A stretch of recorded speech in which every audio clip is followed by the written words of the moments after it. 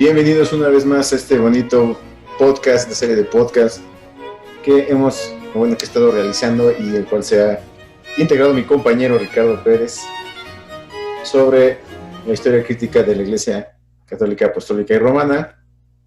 Bien, el día de ayer o el episodio anterior nos quedamos con el Imperio Carolingio y cómo va a evolucionar en lo que va a ser el Sacro Imperio Romano Germánico, y cómo la institución católica, el Vaticano, empieza a adquirir todavía más poder del que ya iba juntando, pero aquí ya empieza una institucionalización de la jerarquía católica, pero en cuanto a los reinos de Europa, específicamente estos dos que hemos mencionado, que como bien dijiste ayer, mi estimado Ricardo, pues son parte de esta génesis europea contemporánea, ¿no? De la Europa que conocemos hoy en día.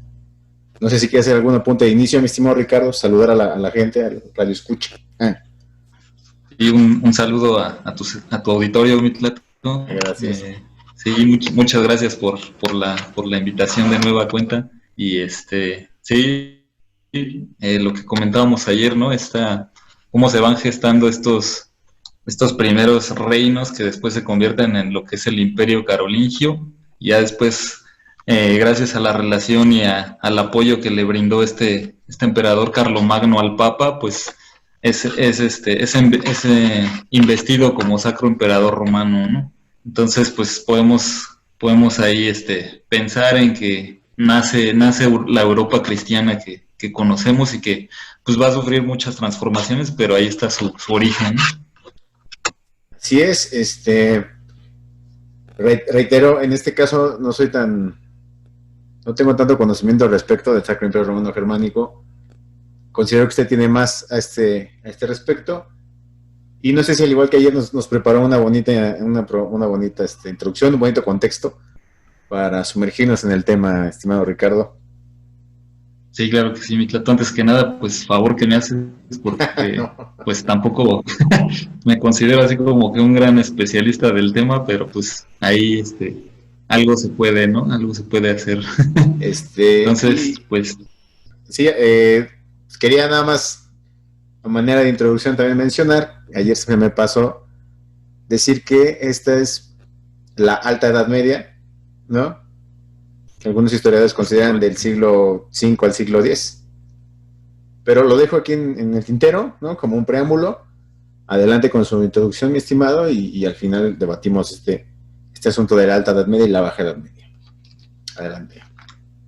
Me parece perfecto, Mitlato. Eso ya corresponderá como que a los historiadores hacer estas periodizaciones, ¿no? También por fines de conveniencia. Pero bueno, pues gracias por cederme la palabra, y pues yo creo que sí, ahora sí vamos a comenzar con lo que ya es la historia un poco del Sacro Imperio Romano Germánico, ¿no? Y para ello, pues me gustaría, de igual manera que como lo hice ayer, pues remontarme un poco a los orígenes, ¿no? de los pueblos germánicos, y para esto nos vamos a ir a la Edad del Hierro, ¿no? Estos pueblos germánicos pues eran muchísimos, eran varios, así como en la parte que actualmente conocemos como Francia, pues estaban la cultura, bueno, más bien los pueblos celtas.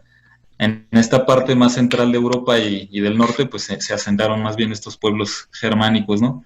Y pues entre ellos tenemos varios, ¿no? Tenemos a los imbrios, a los teutones, que estas dos ramas son de origen, bueno, van a ser de origen nórdico danés, y incluso llegaron a tener contacto con Roma, con las tropas de Cayo Mario, pues se les hizo fácil meterse a los territorios del Imperio Romano, no del Sacro, sino del anterior, y pues les pusieron una buena zapatiza a los legionarios.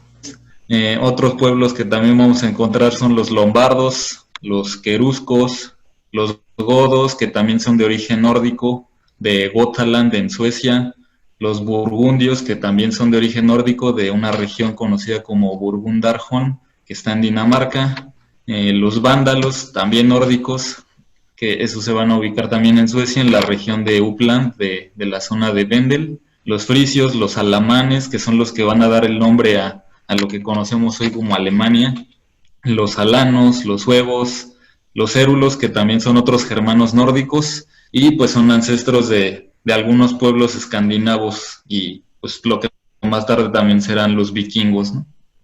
Bueno, de hecho, de estos érulos, cabe mencionar que en el año 320 a.C., el explorador Piteas de Masalia, de origen griego, pues se adentró a las zonas de la Europa nórdica, ¿no? Y él a esta región le llamó el Sule.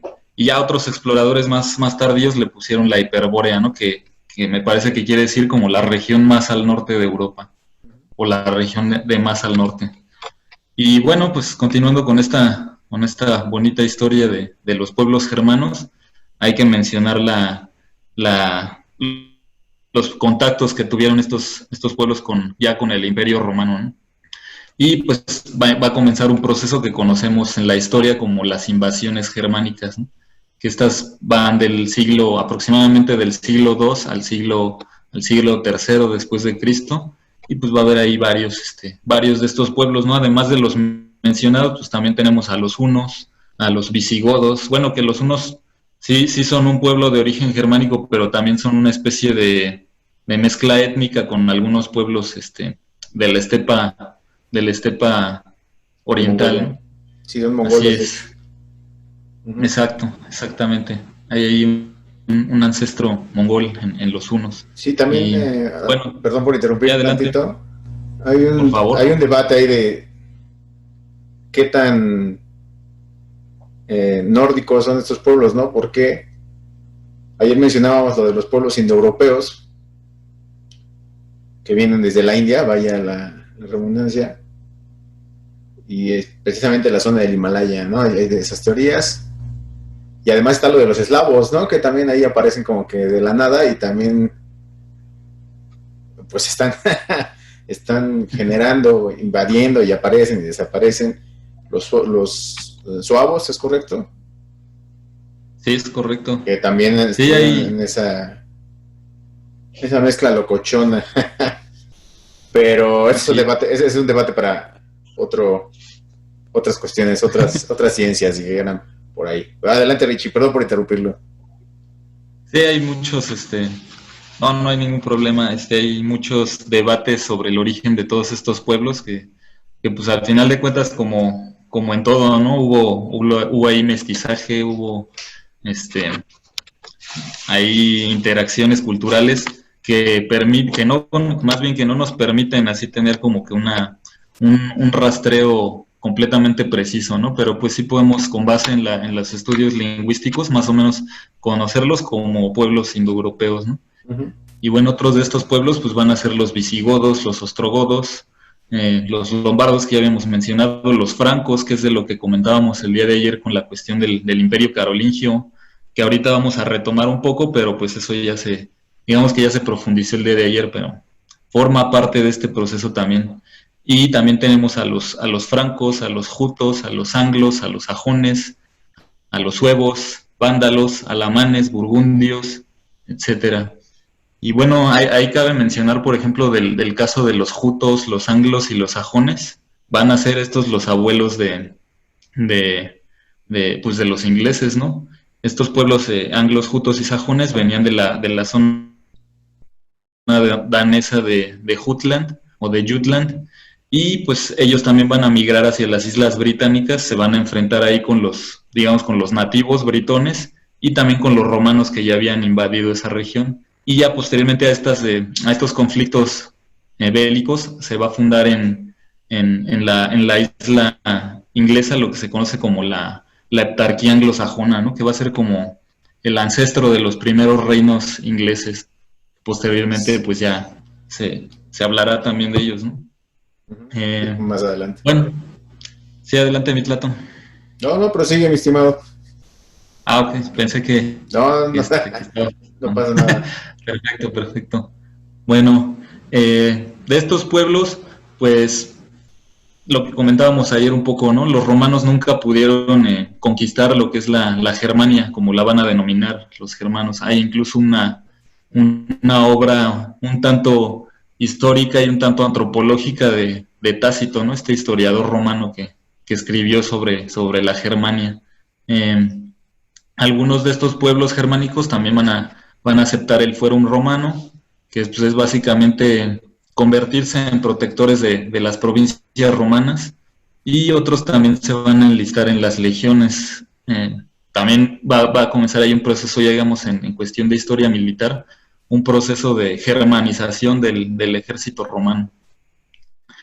Otra cosa que también hay que mencionar es que el avance de estos pueblos, pues precisamente representaba una amenaza para el poder romano, ¿no? Y ahí surgen algunos nombres importantes, empiezan a surgir algunos nombres importantes que van a poner como en predicamentos al poder romano, ¿no? Uno de ellos es este caudillo arminio, ¿no? De origen querusco, que se va a enfrascar con los romanos en una batalla en el bosque de Teutoburgo en el año 9 después de Cristo, y le va a infligir al Imperio Romano una importante derrota que pues va ahí como que a empezar digamos, a simbrar las bases o a simbrar la estructura del imperio, ¿no? Rápidamente, mi Richie, cabe mencionar Sí, que este imperio romano que está diciendo Richie obedece enteramente al imperio bizantino, ¿no? Por sí mismo, no obedece enteramente a un imperio romano clásico. No sé si me expliqué. Bueno, sí, ya digamos que para este tiempo ya el imperio estaba dividido en dos, ¿no? Dividido en el imperio romano de Oriente y el occidental, ¿no? Y pues estos pueblos lo que van a hacer va a ser empezar a digamos, amenazar la parte occidental romana, pero pues sí, digamos que aquí la batuta ya la tenía un poco más lo que es el Imperio Romano de Oriente, ¿no? Así es. Pero sí, mi Richie. Gracias, Mitlato. Bueno, estos pueblos germanos se van a volver como una especie de federados del Imperio Romano y como lo mencionaba, van a ser al momento de enlistarse en los ejércitos y empezar a tener injerencia en la escena política romana, pues se van a volver protectores o guardianes de las provincias romanas, ¿no? Algunos incluso alcanzan la ciudadanía romana y asimilan su sistema político y su sistema administrativo. Y algo que es muy importante para digamos, todo este tema del podcast, pues se van a cristianizar, ¿no? Muchos de estos pueblos. Sí, y sus reinos, ¿no? Sus reyes, básicamente, también. Exactamente, sí. Sí, sus líderes son cristianizados y pues en automático, digamos, a sus tribus las van a convertir también al cristianismo. Bueno, de ahí pues ya podemos empezar a hablar del proceso que va digamos, a culminar con la caída de Roma, ¿no?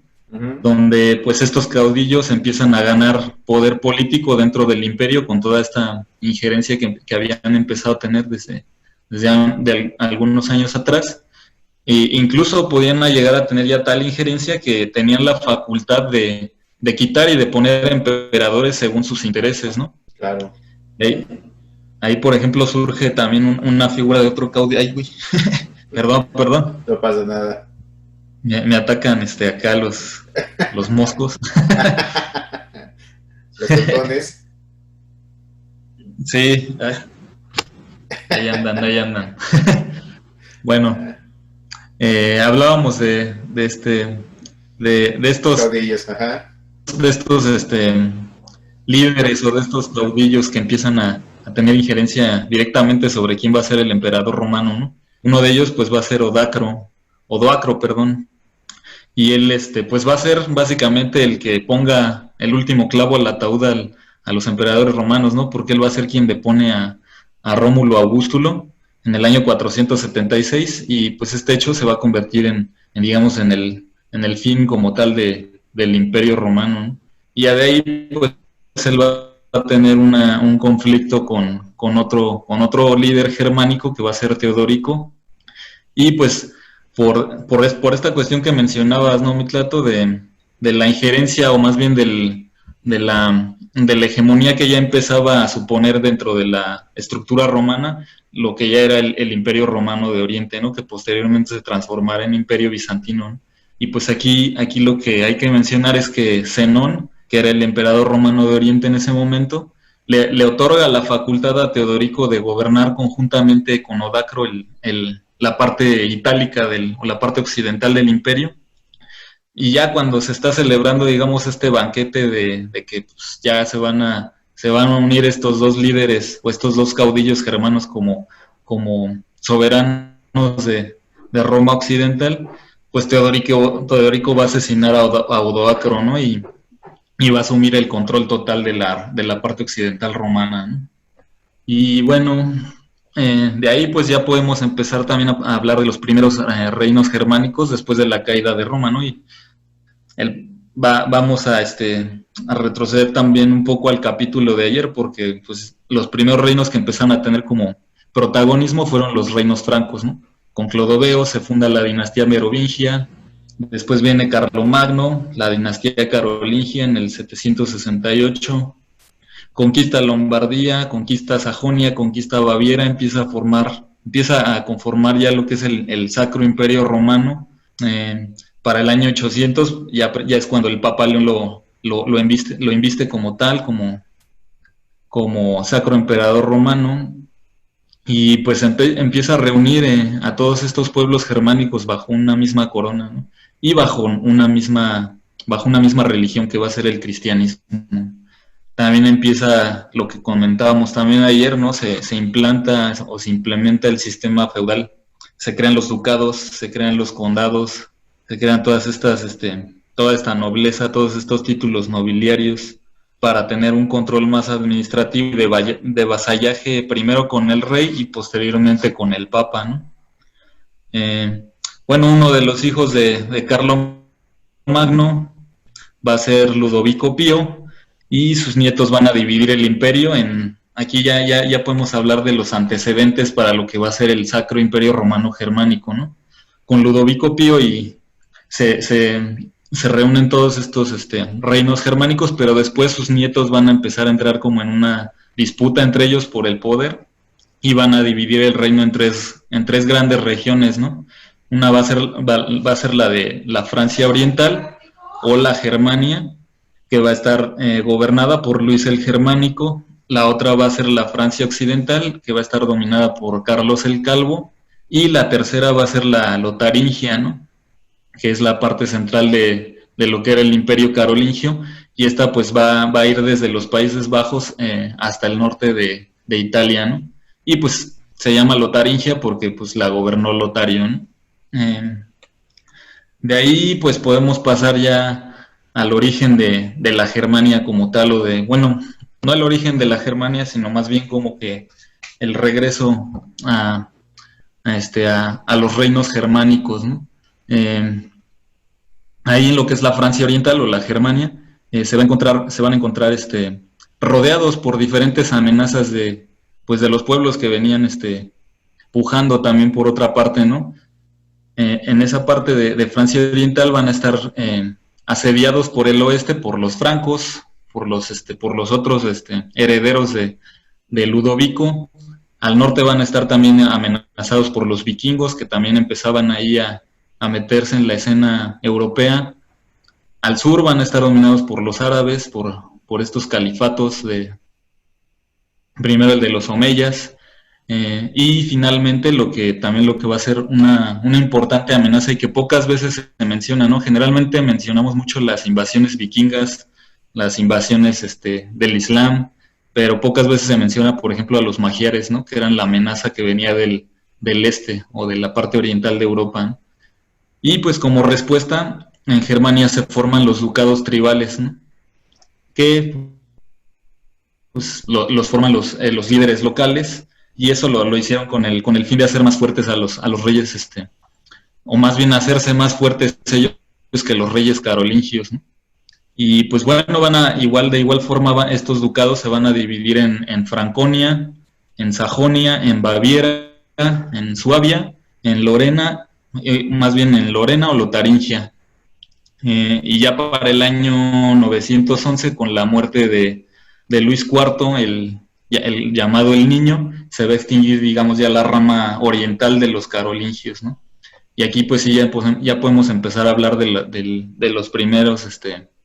los primeros orígenes del Sacro Imperio, que va a empezar con Conrado I, ¿no? que era duque de Franconia.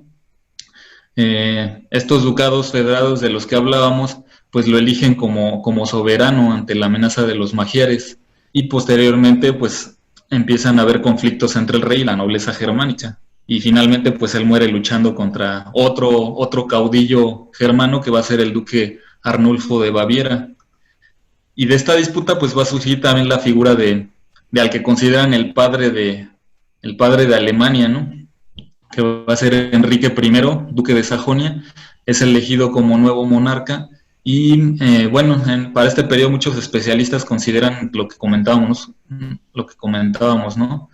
Su reinado va a ser como el inicio de la historia de Alemania, por eso lo consideran muchos el padre de Alemania, ¿no?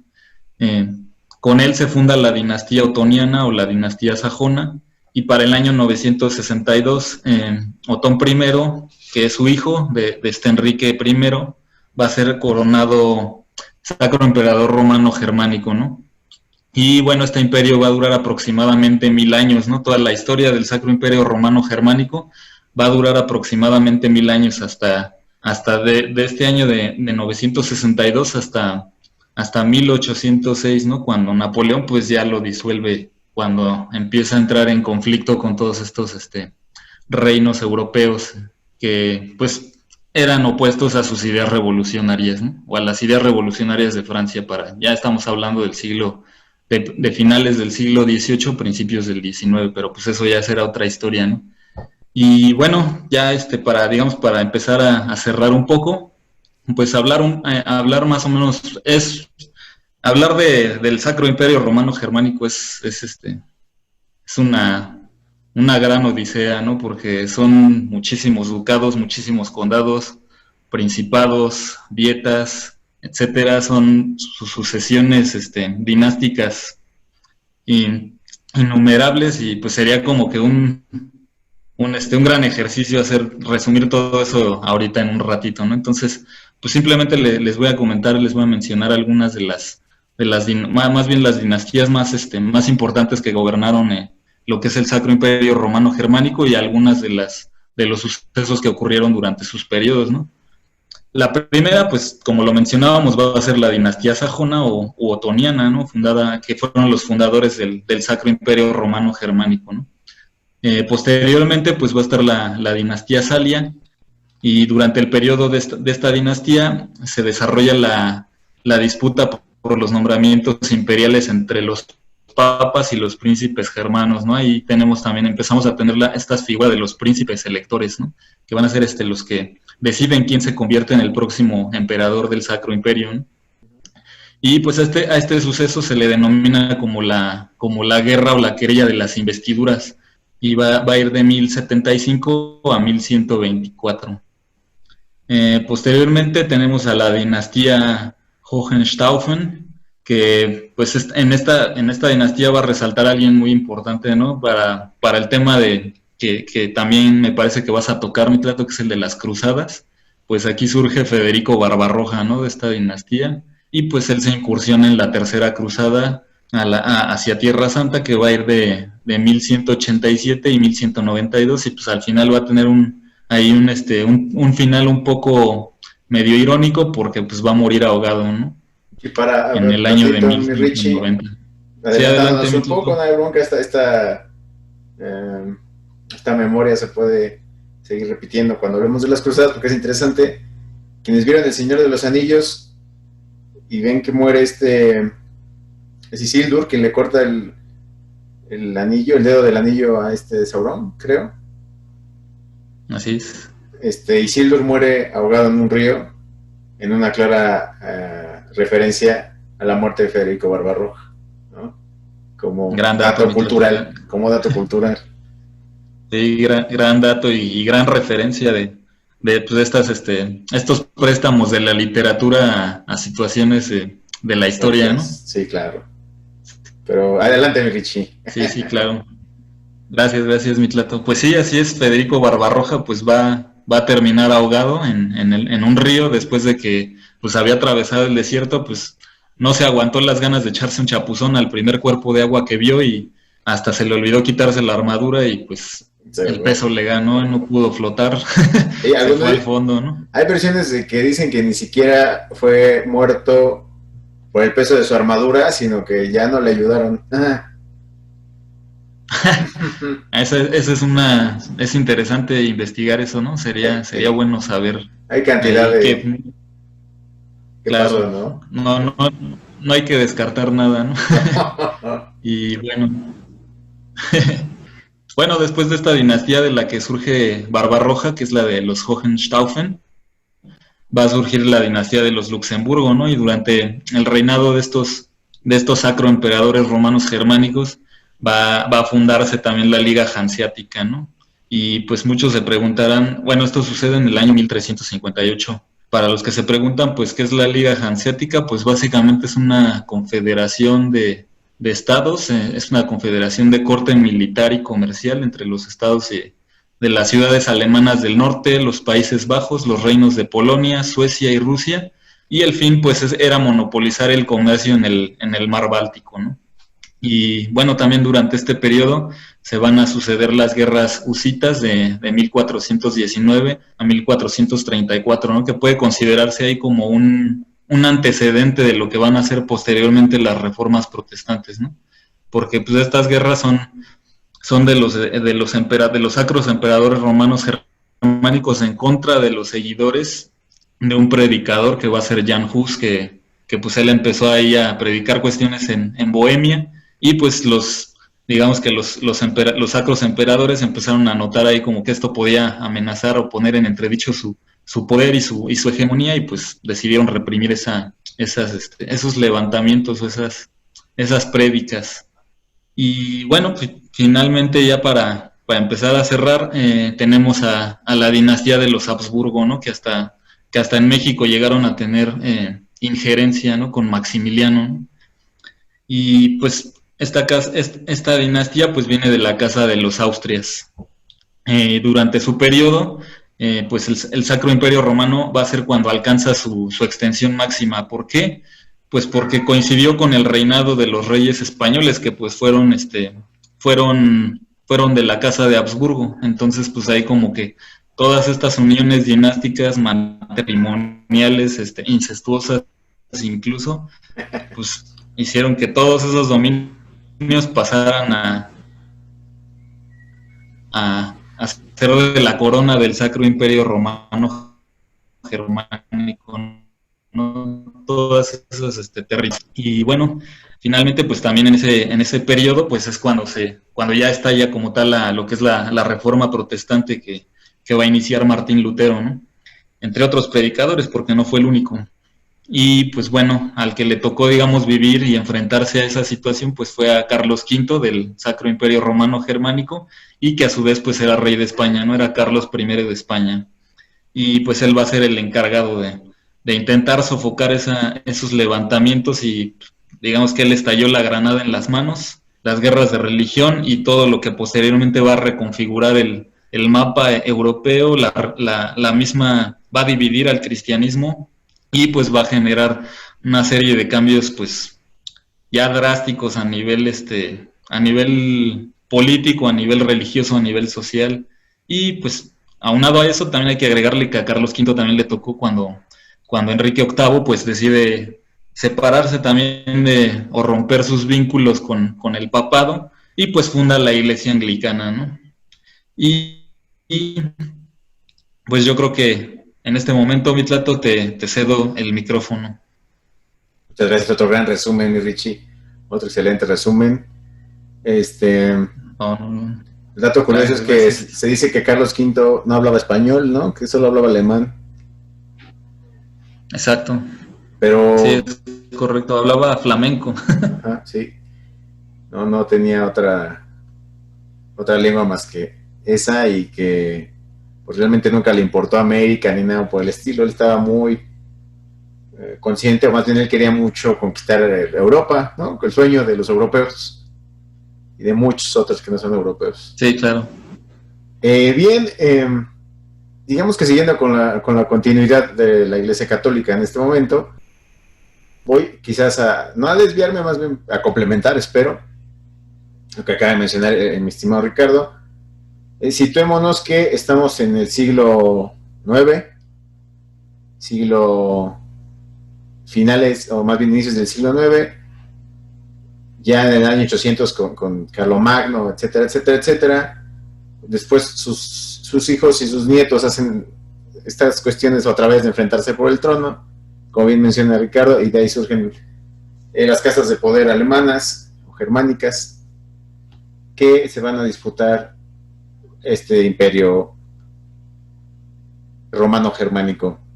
Cabe mencionar que tanto Carlomagno como las casas alemanas que reinaban en aquellos días, ambos intentan restaurar el imperio romano en Europa, hacen una reminiscencia clara. Ambos se nombran Sacrum Romanum Imperium o Sacrum Imperium Romanum. En latín retoman la idea del latín como lengua oficial y hacen una apología enteramente de la administración imperial a 400 años de que el imperio romano como tal, el que se conocía, pues había dejado de existir. Es en ese momento cuando ya el cisma europeo de reinos y de iglesia adquiere su forma plena. ¿Y cómo se involucra la Iglesia Católica en este asunto? Pues desde que Carlomagno, como platicábamos en el episodio anterior, decide subyugarse enteramente al poder de la Iglesia Católica, pues la Iglesia Católica ve la oportunidad de ser ellos quienes lleven el control de Europa. Hay un punto aquí importante que mencionó el estimado Ricardo, que es la querella de las investiduras. Esto pasa hasta el siglo, durante el siglo XI, donde suceden estas cuestiones. Básicamente, en 1073 es nombrado el Papa Gregorio VII y la primera medida que tomó ese mismo año fue la prescripción del celibato eclesiástico, es decir, la prohibición del matrimonio de los sacerdotes. En el futuro los sacerdotes no podían tener hijos y por tanto no transmitirían en herencia directa sus posesiones o derechos.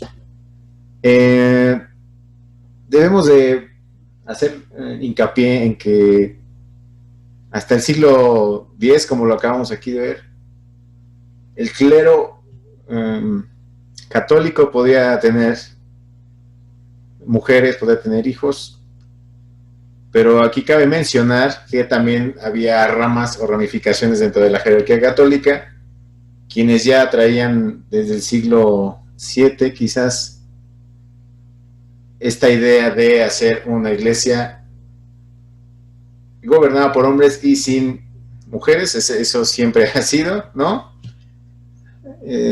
No es nada nuevo esto del machismo, en fin, ya me desvié. Y la cuestión del celibato, desde los tiempos de los precristianos o del protocatolicismo, ya hay un gran conflicto sobre si los jerarcas de la iglesia deberían o no tener pareja y deberían tener hijos, ya que están en una cuestión de la divinidad, etcétera, etcétera, etcétera. San Agustín anda mucho en esto también. Santo Tomás también le dedica un poco de tiempo a estas cuestiones del celibato, y es una cuestión de pureza espiritual, en cuanto a que nada que puede ser tocado por las cuestiones pecaminosas, lo voy a poner en este término católico, y si tú te enfrentas a esas tentaciones de Satanás, ¿no?, del diablo por sí mismo, pues entonces vas a adquirir mayor peso al momento de ejercer tu doctrina como un presbítero católico. Bien,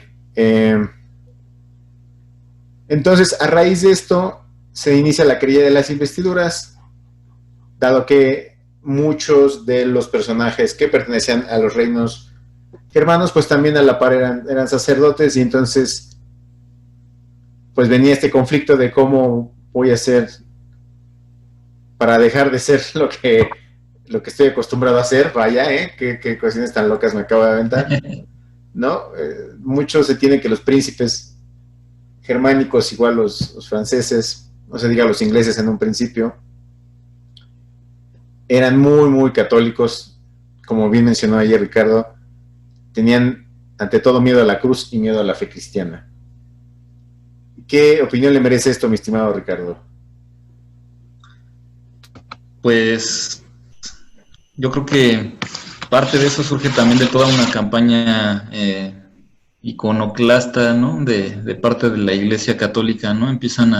Ahí también entra la cuestión de la historia del arte, ¿no? Estas representaciones, el mismo Dante Alighieri, todas estas representaciones del infierno, del castigo, ¿no? Entonces, ahí lo paradójico es que la Iglesia se funda su dominio sobre estos soberanos o sobre estos monarcas europeos, germánicos, pues sobre el temor, ¿no? No es una digamos que comienza paradójicamente como una religión de paz y de hermandad, etcétera, pero pues durante este periodo digamos que muestra la otra cara, ¿no? El temor, la amenaza del infierno, y pues al mismo tiempo también los mismos representantes de la iglesia, como pues lo fueron los papas, pues sacaron los colmillos, ¿no? Empezaron también a disputar ya, a comportarse como príncipes más que como, digamos, representantes de la palabra de Dios aquí en la tierra.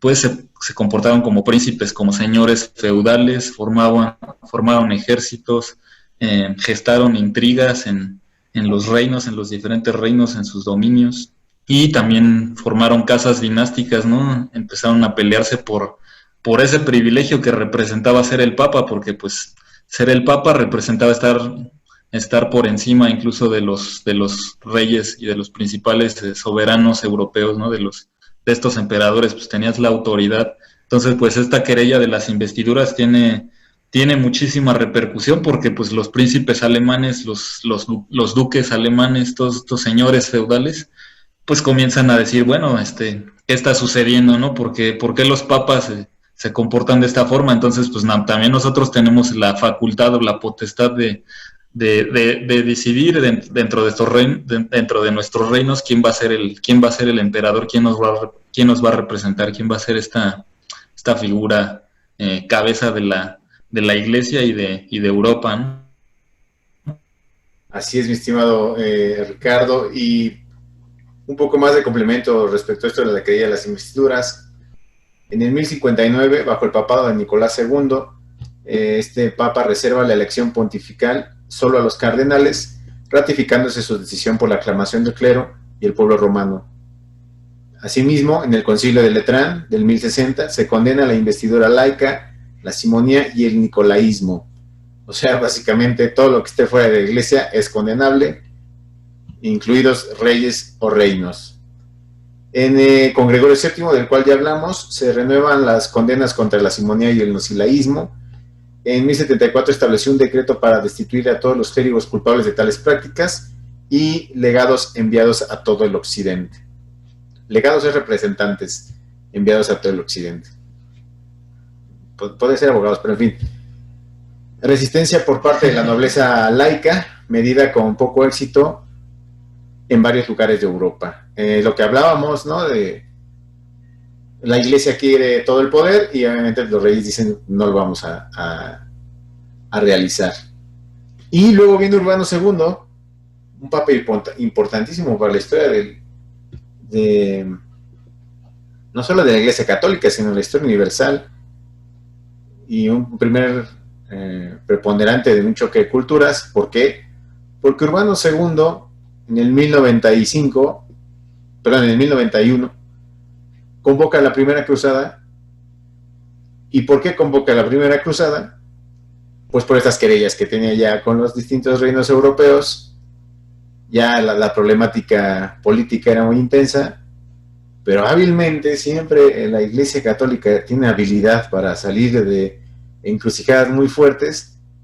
Se inventa esta necesidad de ir a conquistar Tierra Santa porque pues lo manda Dios, y etcétera, etcétera. Pero realmente en el fondo pues esta es una estrategia totalmente política y es una estrategia de quitarse problemáticas de encima del poder papal.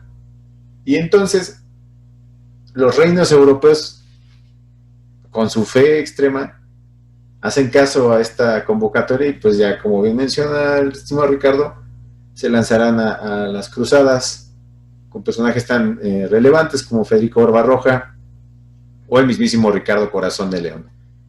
Urbano II convoca 2 concilios que demuestran el prestigio del papado, desaparece la práctica de la investidura laica en Francia e Inglaterra y continúa la investidura laica en el imperio. ¿A qué se refiere con esto? Urbano II va a respetar hasta cierto punto la independencia de los reinos del poder vaticano, pero al mismo tiempo busca su sometimiento incondicional al poder eclesiástico, a la jerarquía católica. Y entonces podemos ver como en el año 1000, cerrando lo que vendría siendo el tema lo que mencioné al principio, cerrando la Alta Edad Media, ya viene un cisma importante. Ya vimos cómo en 500 años Europa avanzó de feudalismo a reinos, a institución católica, enteramente una institución jerárquica, administrativa, con funciones en todo el continente. Y entonces muchas